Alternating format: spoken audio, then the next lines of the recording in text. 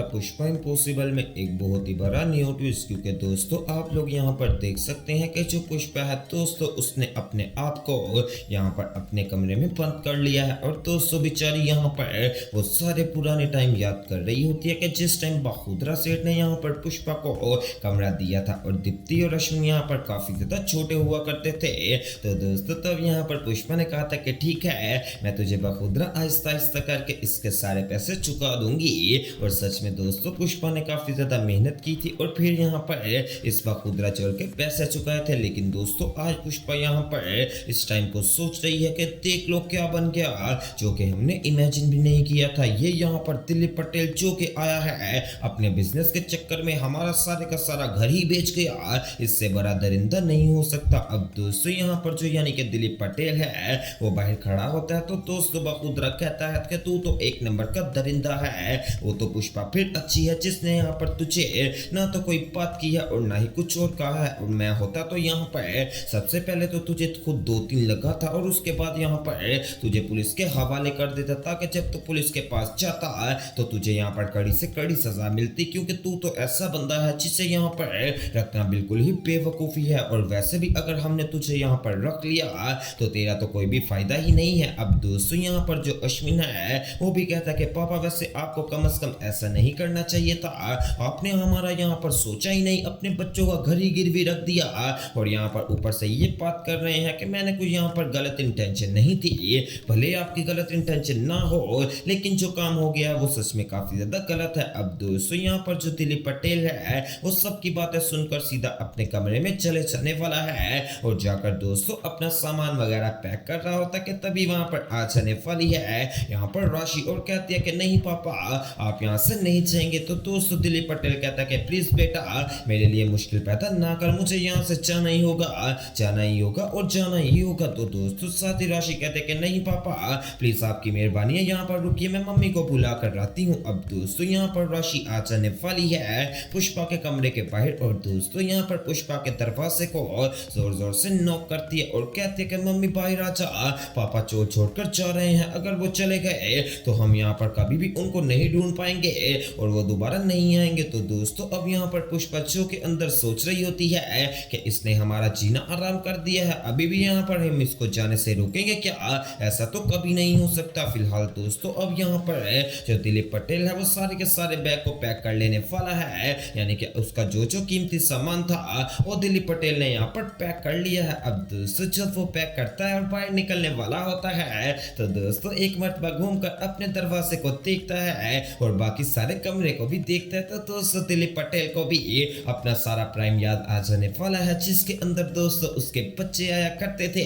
उसके अपने कमरे में अच्छा भला वो पुष्पा के साथ भी रहा था, उसके बाद डाइवोर्स हो गई, उसके बाद अच्छे तरीके से रह रहा था। लेकिन दोस्तों यहाँ पर वो कहते हैं ना कि कुत्ते को कभी खीर हजम नहीं होती, बिल्कुल इसी तरह यहाँ पर अब जो दिलीप पटेल है अच्छा भला अच्छा रहा था, लेकिन उसने यहाँ पर ये चोल ही गिरवी रख दिया, जो कि उसकी सबसे बड़ी गलती थी। फिलहाल दोस्तों अब दूसरी तरफ यहाँ पर जो यानी कि मनवा है वो जाते हुए रोक लेने वाली है यहाँ पर शनाया को और कहती है कि पहले तूने यहाँ पर इस घर की बहू को छीना, उसके बाद इस घर के यहाँ पर चैन को छीना, उसके बाद मेरे से चिराग को भी छीन लिया और यहाँ पर अब हमसे ये घर भी छीन रही है। मुझे समझ नहीं आ रही कि तू आखिरकार चाहती क्या है, तेरी मेहरबानी है कि यहाँ से दफा हो जा और आइंदा के बाद हमें शक्ल मत दिखाना।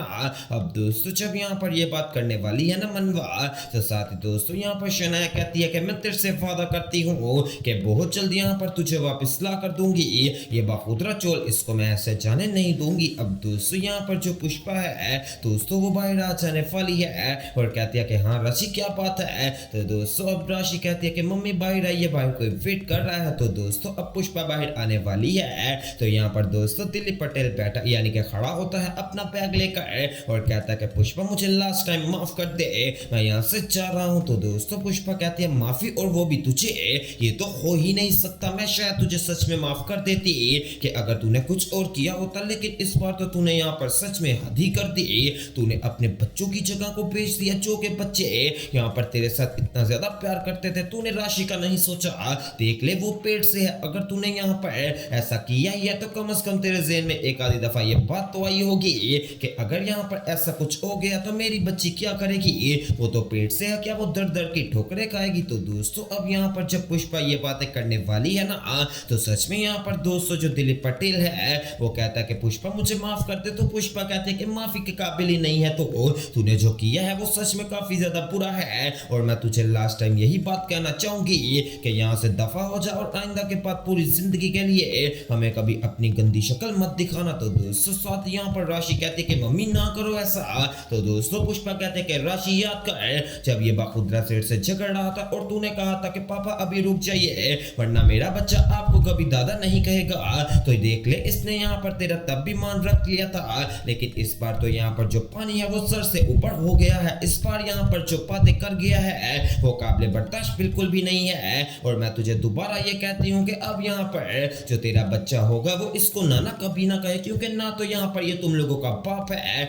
और ना ही यहाँ पर मेरा एक्स हस्बैंड कोई था जो कि यहाँ पर मर चुका है मेरे लिए। दोस्तों सच में यहाँ पर पुष्पा इम्पॉसिबल ने तो यहाँ पर बहुत ही बड़ी बातें करती जो कि मैं यहाँ पर इमेजिन भी नहीं कर सकता था। और दोस्तों यहाँ पर बाखुदरा कहता है वैसे दिलीप पटेल फिर भी पुष्पा अच्छी है तो कि तुझे यहाँ पर कह रही है कि बस यहाँ से चला जा और दोबारा शक्ल मत दिखाना, मैं होता तो मैं तुझे यहाँ पर सबसे पहले तो मारता, बाद में पुलिस के हवाले करके बाद में तेरे पीछे ऐसे यहाँ पर चढ़ता कि तभी भी तू यहाँ पर वापस ना ही आ पाता। अब दूसरी तरफ दोस्तों यहाँ पर जो शनाया है वो अपने पापा के पास जाने वाली है मेहता साहब के पास और कहती है कि पापा हमारे पास पूरे 72 घंटे हैं, 72 घंटों के अंदर अंदर हमने इस चोर को बचाना है, तो प्लीज आपकी मेहरबानी है कि हमारी मदद कीजिए और यहाँ पर इस चोर को जाने मत दीजिएगा। तो दोस्तों उसके पापा कहते हैं कि बेटा मैं क्या कर सकता हूँ, तो वो कहते हैं कि पापा जो भी करो प्लीज यहाँ पर इस चोर को बचा लो। तो दोस्तों अब यहाँ पर जो मेहता साहिब है वो कहते हैं कि ठीक है बेटा मैं कुछ ना कुछ करने का ट्राई करता हूँ, अगर ये चोर बच गया